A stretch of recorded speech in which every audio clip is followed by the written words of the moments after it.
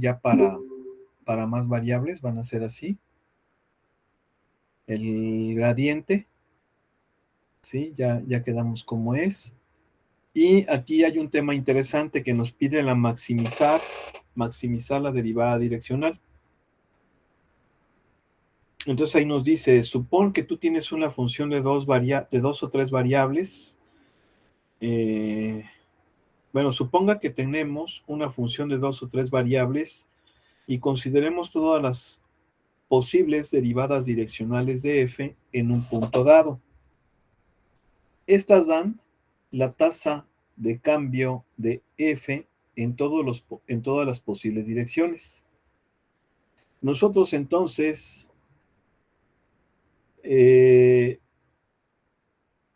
nos preguntamos la siguiente, o nos respondemos la siguiente pregunta. ¿En cuál de esas direcciones, o nos formulamos las siguientes preguntas más bien? Nos formulamos las siguientes preguntas. ¿En cuál de esas direcciones f cambia más rápidamente y cuál es la máxima tasa de cambio? Las respuestas son provistas o son obtenidas por el siguiente teorema. Entonces acá viene el teoremita, dice: supón que f es una función diferenciable de dos o tres variables. El valor máximo de la derivada direccional es la norma o la magnitud del gradiente y ocurre cuando u tiene la misma dirección que el vector gradiente. ¿Sí? Entonces, ¿cuándo vamos a tener el valor máximo de la derivada direccional? La vamos a tener cuando el gradiente tenga la misma dirección que el vector de dirección, y ese valor va a ser la norma o magnitud del gradiente. ¿Sí? Entonces aquí viene alguna propiedad, pero pues lo vamos a revisar ya con los ejercicios. Bien, luego aquí dice planos tangentes a superficies de nivel. Básicamente esto, pues es una lectura interesante. Sí, esta lectura es interesante. Vamos a hacerla rápidamente. Dice, supón que S es una superficie con ecuación, cuya ecuación es f de x, y, z igual a k. Esto es una superficie de nivel de una función f de tres variables y sea un punto de la superficie. De igual forma, sea C cualquier curva que cae en la superficie N y que pasa a través del punto P. Redefiniendo de la sección 13.1, esa curva C es descrita como una función vectorial continua, y sea que el valor del parámetro correspondiente a P es, pues, la función vectorial evaluada entre subíndice 0. Mientras que C cae en S, cualquier punto x, y, z debe de satisfacer la ecuación en S. Esto es esto de aquí. Si x, y z son funciones diferenciables y f es también diferenciable, entonces podemos usar la regla de la cadena para derivar ambos miembros de la ecuación 16, como sigue. O sea, esta de aquí. Y vamos a obtener esto. Pero el gradiente de f es esto, ya lo vimos. Es un vector cuyas componentes son las derivadas parciales de la función con respecto a la variable correspondiente. Y r' de t, pues es la derivada de la función vectorial r. Por lo tanto, esta ecuación la podemos reescribir en términos de un producto punto de la siguiente forma. ¿Sí? O sea, esta ecuación está en forma escalar y esta está en forma vectorial, pero es lo mismo.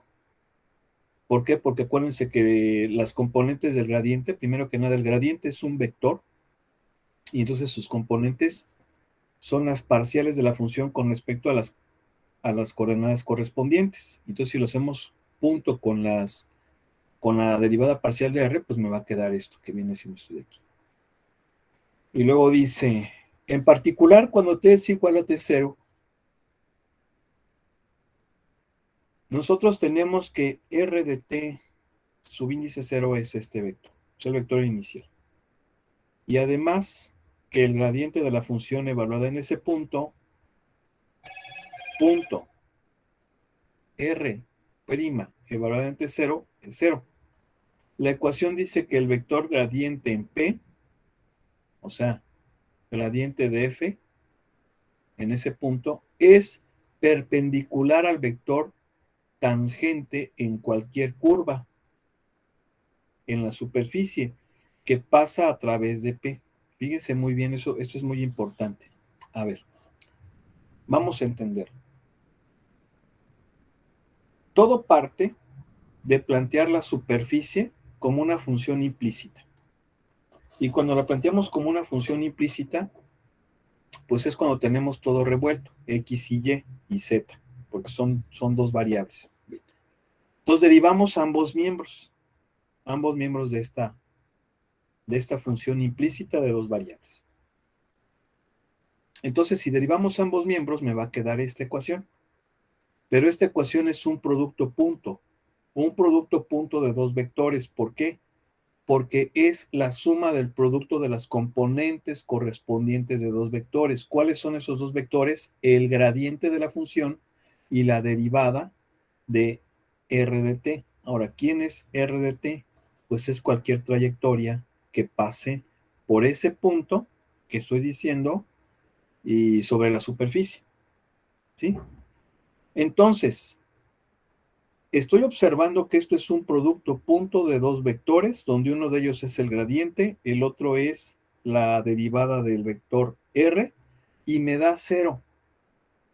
Entonces, yo sé que dos vectores son perpendiculares si el producto punto de ellos es 0. Por lo tanto, estos dos vectores tienen que ser perpendiculares.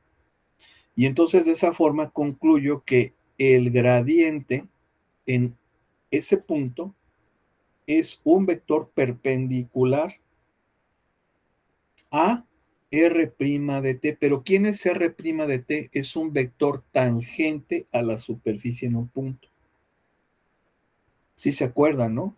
Miren, aquí tenemos, por ejemplo, R es cualquier trayectoria sobre la superficie que pase sobre el punto. Ahí está. ¿Sí? Es la que está punteada y luego acá. Si yo derivo a esta función vectorial, obtengo R' de t, que es un vector tangente a la superficie en dicho punto. Y estoy viendo que el gradiente de la superficie es un vector perpendicular a ese vector tangente a la curva sobre la superficie. ¿Sí? Entonces, a fin de cuentas, el gradiente es un vector perpendicular. Aquí es lo que dice, ¿no? Dice, si el gradiente de f es diferente de 0, definimos que el plano tangente a la superficie de nivel, pues es esto. Como el plano que pasa a través de P y es un vector normal, que viene siendo el gradiente. Usando la ecuación estándar del plano, nosotros podemos escribir que la ecuación del plano tangente es la siguiente. A ver, acuérdense aquí. ¿Qué necesitaba yo para encontrar la ecuación de un plano? Necesitaba un punto y necesitaba un vector perpendicular a él. Entonces, resumiendo todo lo que yo tengo, aquí es, conozco un punto, ¿sí? Conozco una trayectoria sobre la superficie que pasa por dicho punto, por lo tanto yo puedo obtener ese vector tangente. Ese vector tangente va a estar contenido en un plano, pero no solamente en un plano, en infinitos, porque a fin de cuentas un vector es una línea recta y por una línea recta pasan infinitos planos. Sin embargo, yo sé que el gradiente de la superficie me va a dar como resultado un vector perpendicular al plano tangente, perdón, al vector tangente en dicho punto. Y por lo tanto, ese vector perpendicular me va a generar un plano en el cual va a estar contenido R' de t.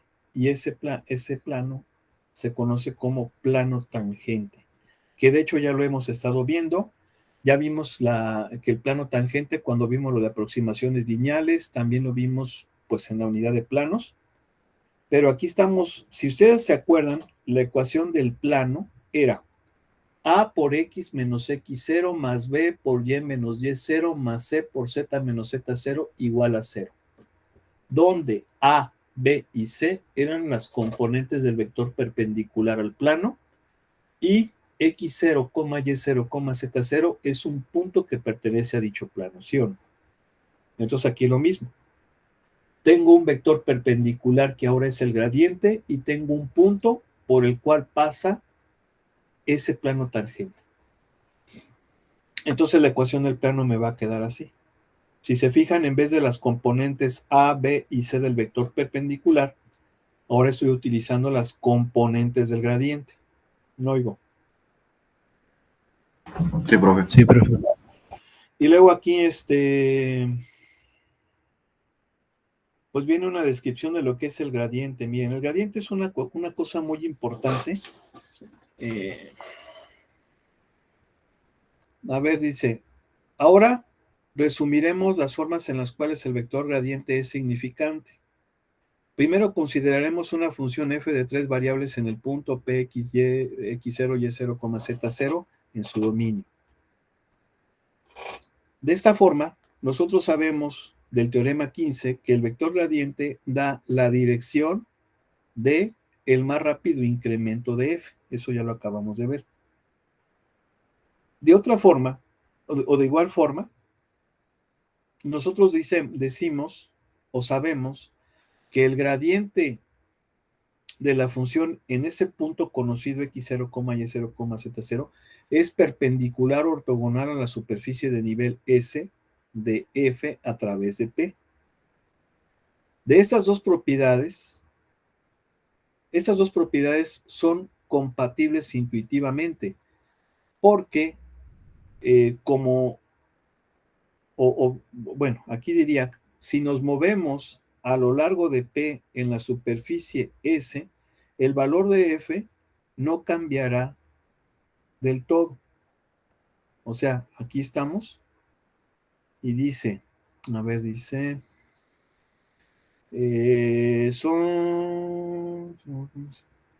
no cambia del todo. Además, esto parece ser razonable si nos movemos en la dirección perpendicular.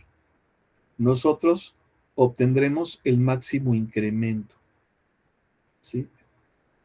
A ver, vamos a continuar con la lectura, dice. De esta forma, nosotros consideramos que la función f de dos variables y el punto p conocido de coordenadas x0, y0 en su dominio. Y dice, el vector gradiente da la dirección del más rápido incremento de f. Y luego dice, por consideraciones similares a nuestra discusión de planos tangentes, nosotros podemos mostrar que el gradiente es perpendicular a la superficie de nivel que pasa a través de P. Nuevamente, esto es intuitivamente plausible porque los valores de F se mantienen constantes cuando nos movemos a lo largo de la curva. Si consideramos un mapa topográfico de una colina y dejamos o suponemos que f de x, y representa la altura sobre el nivel del mar en un punto con coordenadas x, y, entonces la curva de el paso ascendente puede ser dibujado como en la figura 12. ¿Sí? O sea, hagan de cuenta, yo estoy aquí y luego me voy siguiendo esta curva que es la del más rápido ascenso. ¿Sí? Fíjense, esto es importante, esto es interesante. A ver, va de nuevo. Yo estoy en este punto. Yo me puedo mover en cualquier dirección. ¿Están de acuerdo? ¿Sí? Pero aquí lo que me está diciendo es que el gradiente me va a dar la máxima tasa en la cual se va a incrementar más rápido. Vamos, a mí me interesa seguir el camino por el cual va a variar más rápido la función. ¿Sí?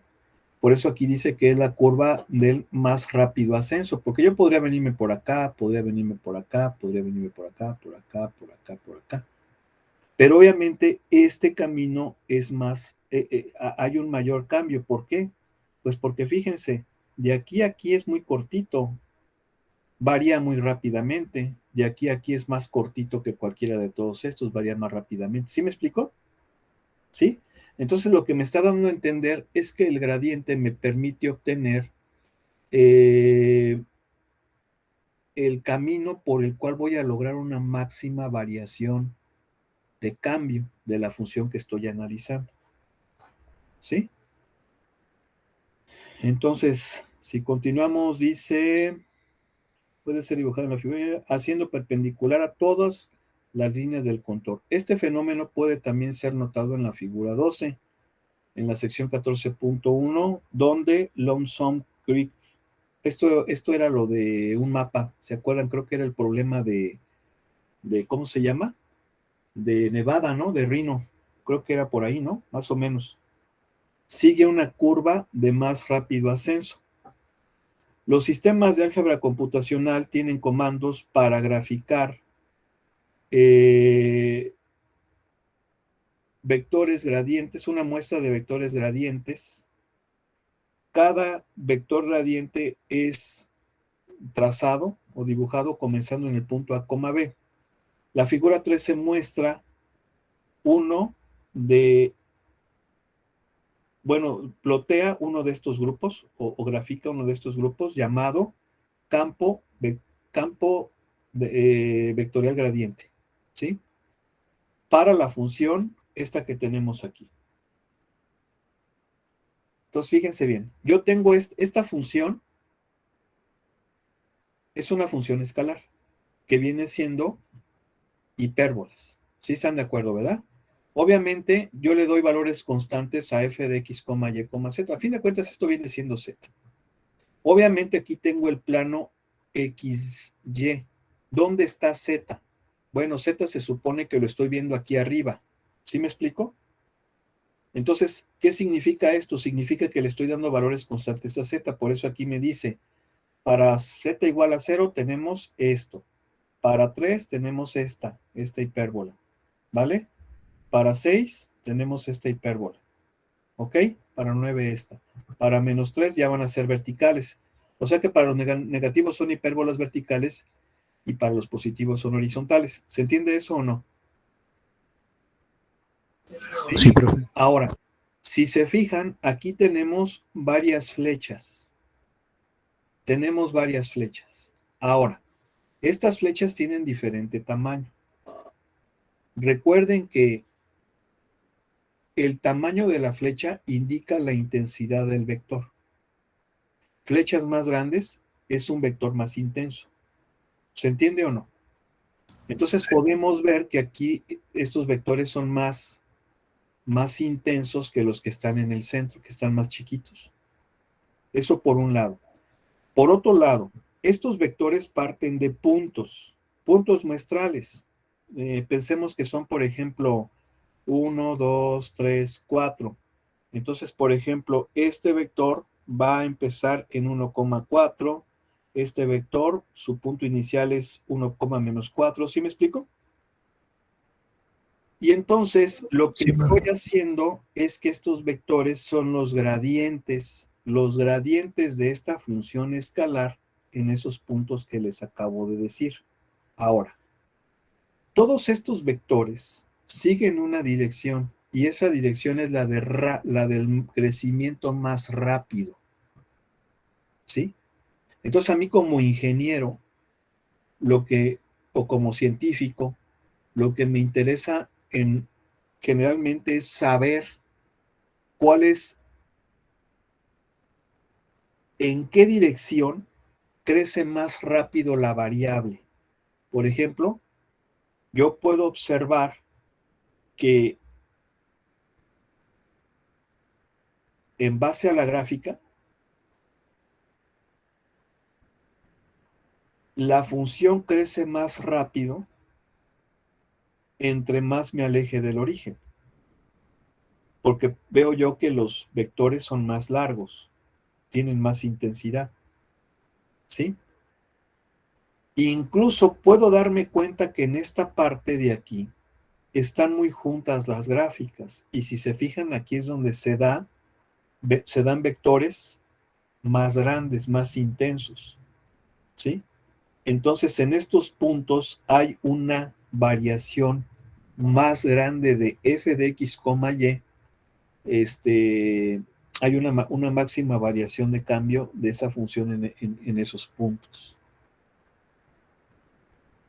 Por ejemplo, en termodinámica, que es una de las ramas de la ingeniería mecánica, bueno, de la física, básicamente es una de las ramas más importantes de la física, la termodinámica, pero pues esto lo estudian muy bien los ingenieros mecánicos. Yo sé un poco porque pues, la maestría de ingeniería espacial llevamos una materia que se llamaba mecánica de fluidos computacional y también llevamos la materia de termodinámica y medio continuo. Entonces, si yo soy un ingeniero de diseño, ¿verdad? Diseño de partes de avión, necesito conocer muy bien en qué regiones de una material, de un material o de una parte de avión se somete a elevadas temperaturas. Por ejemplo, las álabes de el turborreactor, la parte que está la parte que está en la cámara de combustión. En la cámara de combustión se hace la quema del combustible. Y obviamente, pues hay álabes. Yo no sé si ustedes sepan, hay álabes. Las álabes son como las aspas de un, de un ventilador. Y lo que hacen esas aspas es comprimir el aire.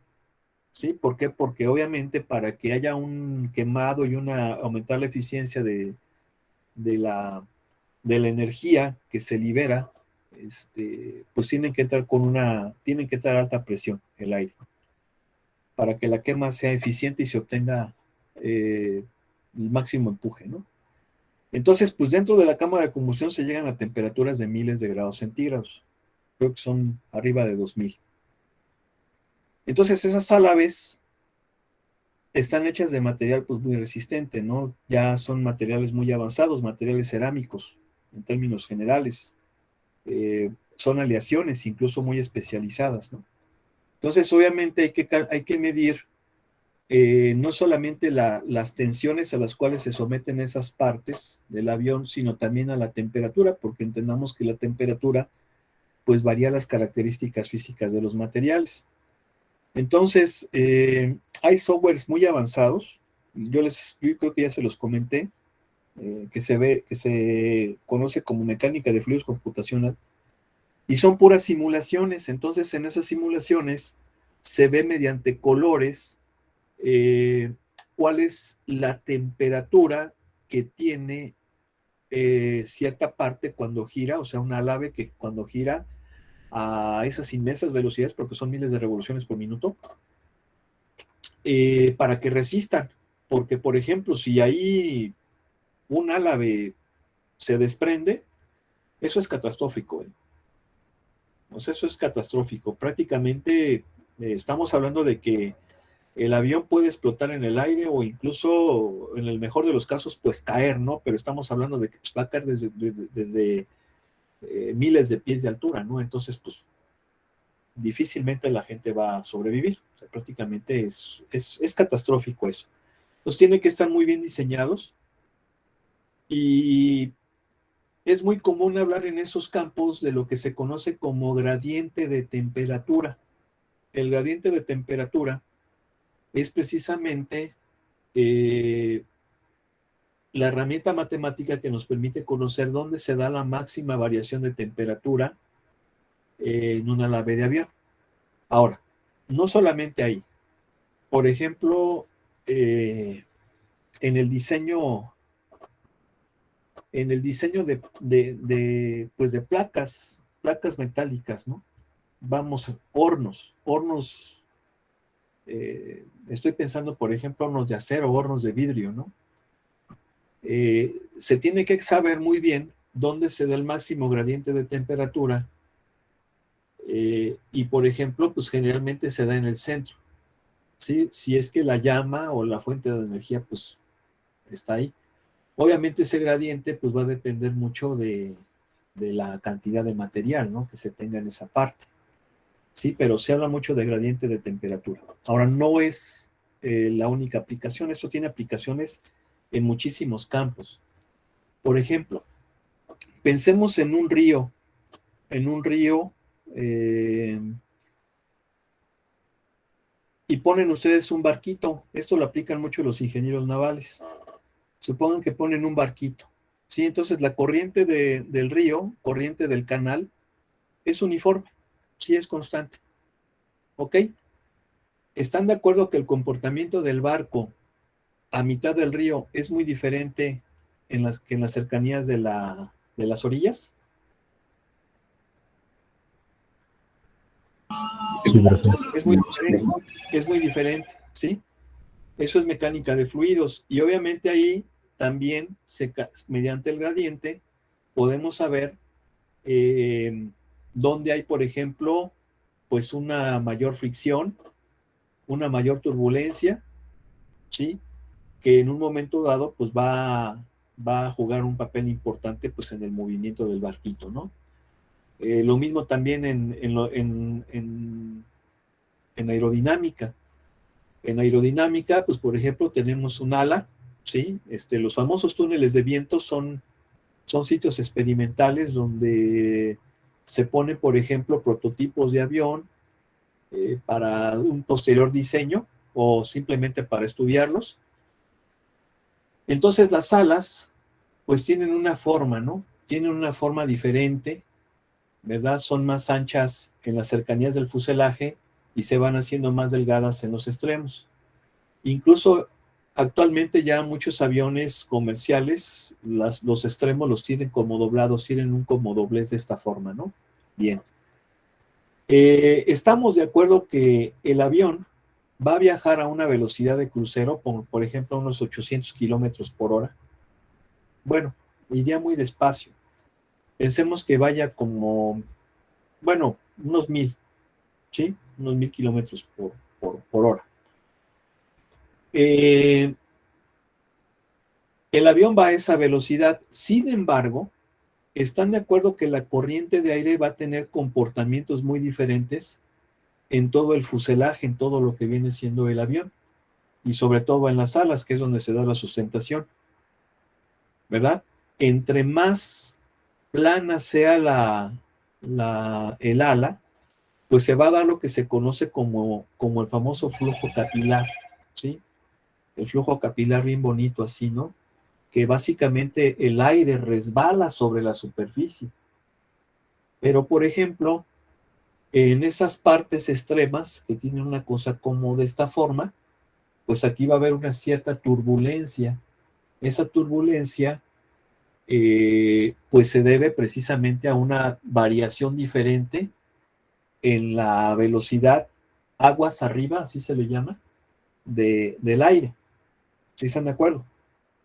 Sí, entonces eso se modela mediante el gradiente. Obviamente aquí la velocidad se modela matemáticamente y al aplicarle el gradiente podemos conocer cómo es esa variación de la velocidad en la superficie del avión. Sí, por eso hay diseños que son muy aerodinámicos.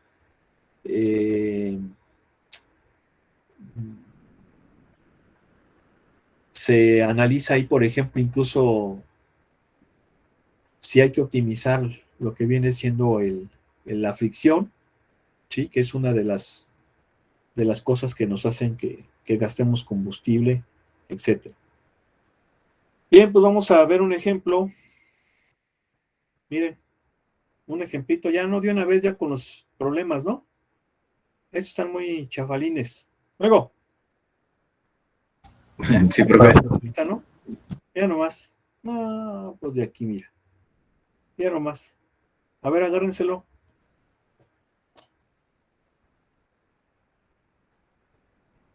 Vale. ¿De cuál a cuál, profe? ¿Cómo ven al ingeniero? Pues ahí le estoy poniendo de dónde. A ver.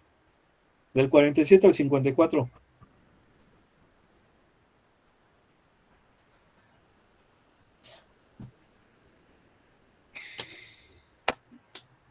El 51, profe.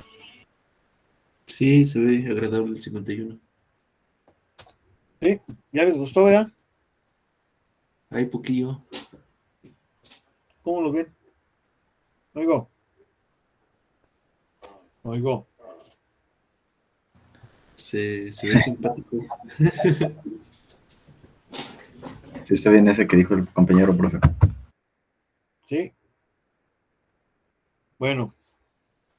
Ahí dice mostrar que la ecuación del plano tangente al paraboloide elíptico, ahí nos da la ecuación, en el punto x0, y0, z0 puede ser escrito como eso que está ahí.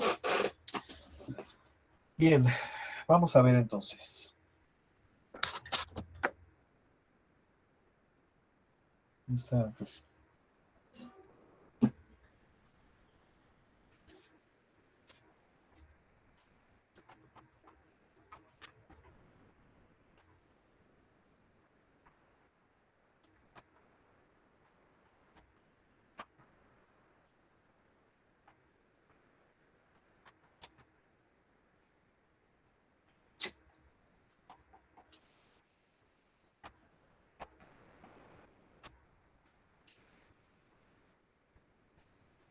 Dale, a ver, ¿cómo es? Es z sobre c igual a X cuadrada sobre A cuadrada más Y cuadrada sobre B cuadrada. así nada más. ¿Sí? Sí, profe.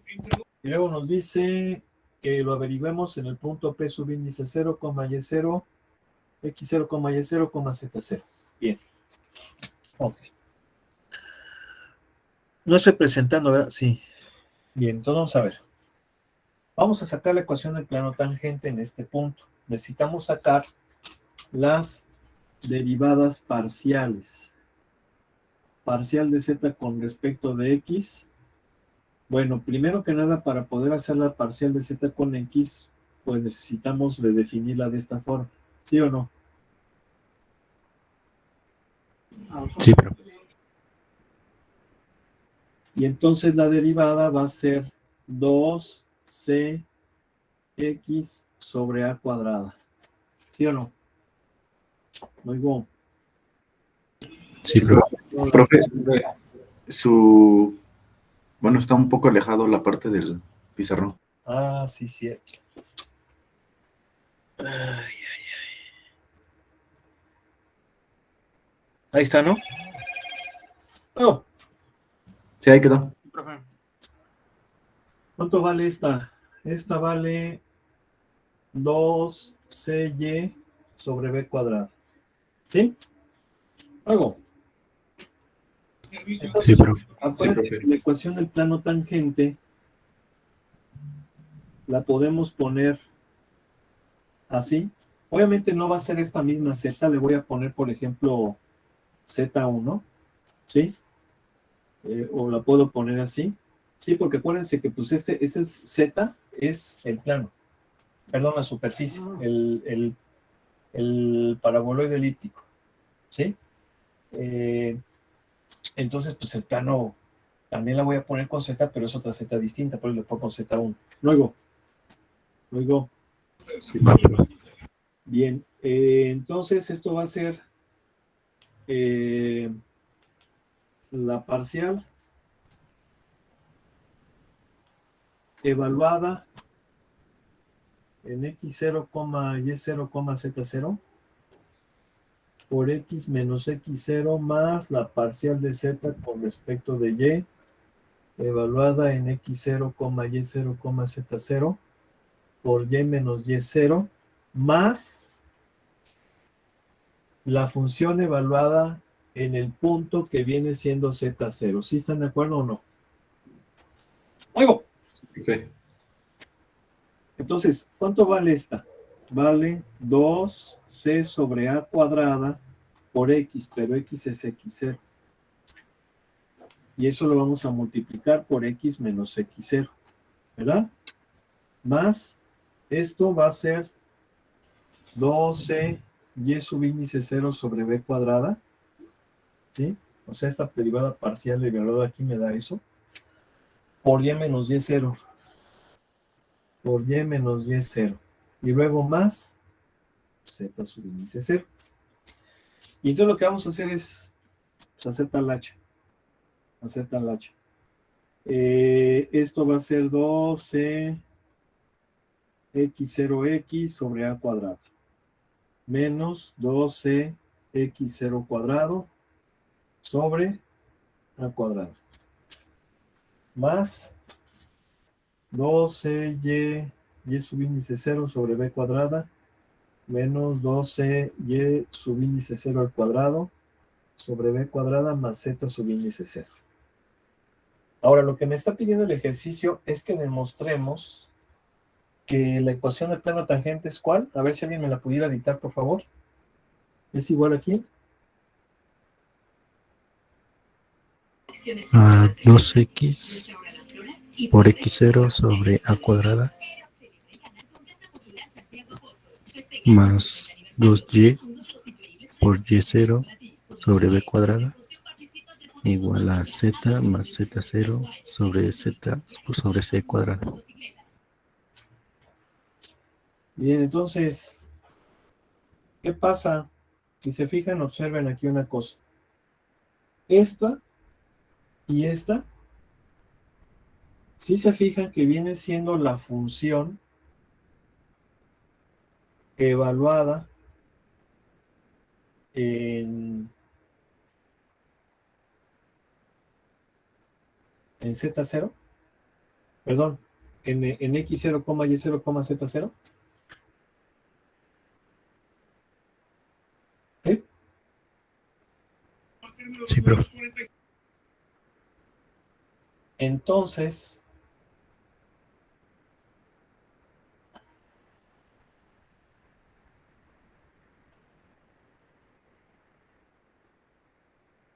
a ver, espérenme tantito. Espérenme. Sí, porque la ecuación en plano tangente se las voy a poner.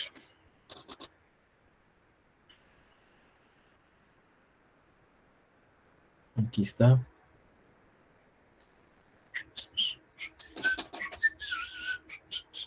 Sí, a ver, es que aquí, a ver, fíjense bien.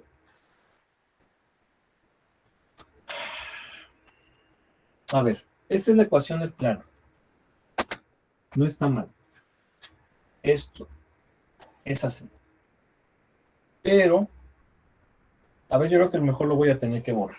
No está mal lo que hicimos, pero lo voy a tener que volver a hacer por lo siguiente. Fíjense. Acuérdense que para sacar la ecuación del plano, no, se me pasó eso. Hay que plantearla como función implícita, ¿sí se acuerdan o no? Sí, profe. Sí, profe. Hay que plantearla como ecuación implícita. De hecho, aquí le pone K. Pero obviamente, si yo la pongo en forma implícita, me va a quedar así. Me va a quedar Z sobre C menos X cuadrada sobre A cuadrada. ¿Sí se ve ese color o no? No tiene uno más fuerte. Por favor. A ver si estamos de acuerdo con eso. ¿Sí? Sí, profe. Y entonces, ahora sí, voy a sacar el gradiente. El gradiente de f, cuyas, bueno, son las derivadas parciales. Acuérdense que básicamente es eso. Entonces es la derivada parcial de esto con respecto de z que va a ser 1 sobre c. Ahora, la parcial de la implícita con respecto de y, que viene siendo menos 2y sobre b cuadrada, y la implícita, bueno, sí, de f con respecto de x, que viene siendo menos 2x sobre a cuadrada. ¿Sí? Acuérdense que esto lo tuvimos al sacarle el gradiente, pues sí, a ambos miembros. ¿Sí? Ahí está. Ahora, de ese modo me queda z, que es z1, es la parcial de f con respecto de x evaluada así por x menos x0 más la parcial de f con y evaluada en el mismo punto por y menos y0. Y luego más la parcial de f. Sí, ahí está.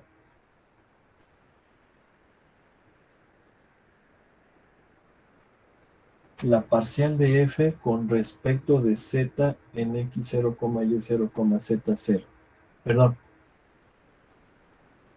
Y0, z0 por z menos z0.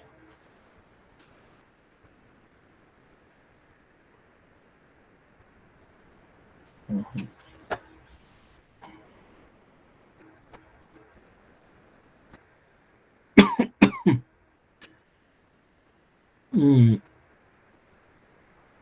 Les voy a mostrar la fórmula. Es esta.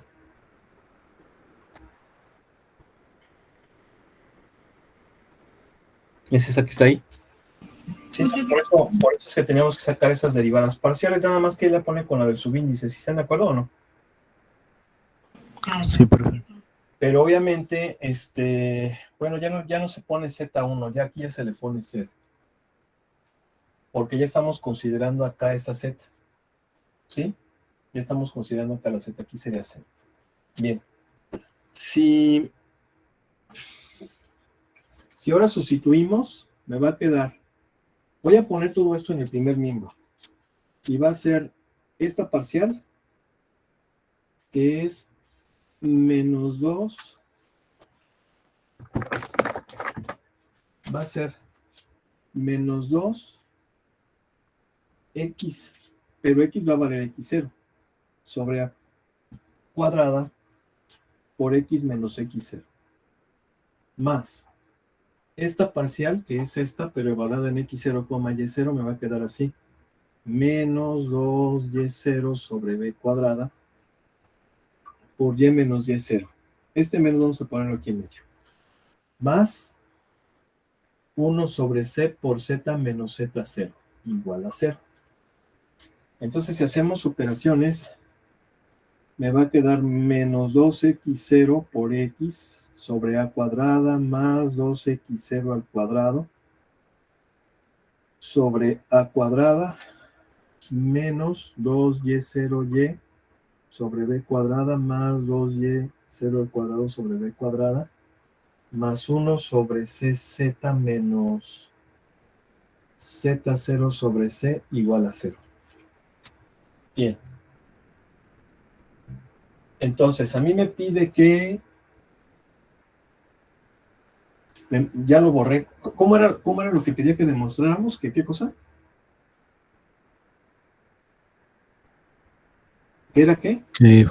¿Se lo dicto otra vez, profe?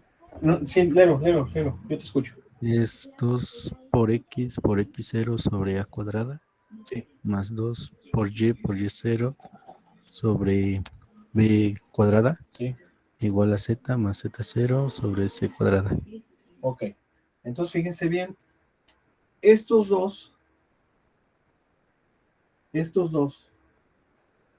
los vamos a juntar y los vamos a pasar vulgarmente para allá, para el segundo miembro. Entonces, me va a quedar así. ¿Es igual a quién, perdón? A z sobre c. Z menos z0 sobre c. Z más Z0 sobre C cuadrada. Z más z0 Sí, sobre c cuadrado. ¿Sí, verdad? Bien. Entonces, profe. fíjense, me va a quedar aquí en el primer miembro 1 sobre c por z. Y luego menos z0 sobre c. Bueno, 1 sobre c por z0. Y luego, estos dos, si se fijan, estos dos que están sumados, ¿qué vienen siendo? Vienen siendo esto evaluado en este punto. O sea que esto, en vez de x0 y en vez de y0, vienen siendo estos de aquí, nada más que multiplicado por 2. Y entonces va a ser 2z0 sobre c. ¿Sí están de acuerdo o no? Sí, profe. ¿Sí están de acuerdo? Estos dos van a ser esto, entonces, pero es multiplicado por 2, entonces va a ser 2z0 sobre c. ¿Sí? ¿Sale? Sí, Y luego, igual, estos que aquí junté, vulgarmente los voy a pasar para el segundo miembro y van a quedar como positivos. Se van a hacer positivos. Bien, ahora, estos dos monos los sumo. Si se fijan que son términos semejantes. Y si los sumo, va a ser 2c menos 1 sobre c, pues me va a dar 1 sobre c. ¿Sí están de acuerdo o no? sí. Sí, profe.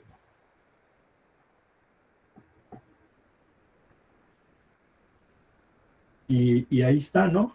Nos decía que demostráramos que esto es igual a 1 sobre c por z más z0, ¿no? Sí, profe. ¿Sí están de acuerdo? Sí, Digo, de otra forma también hubiéramos llegado a lo mismo, pero a lo mejor hubiera sido más rebuscado. Por eso quise mejor borrar, porque como que se me hace más directo así. Bueno, pues desafortunadamente ya se acabó la clase. Sí, mañana vamos a hacer otro ejemplo. Tenemos que acabar, mañana es viernes. Vamos a echarle ganas para para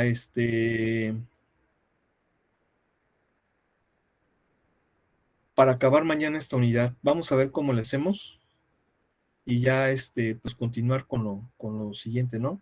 ¿Cómo ven? Porque sí, se nos está yendo ya el tiempo. ¿Sale? ¿Cómo ven? sale, profe.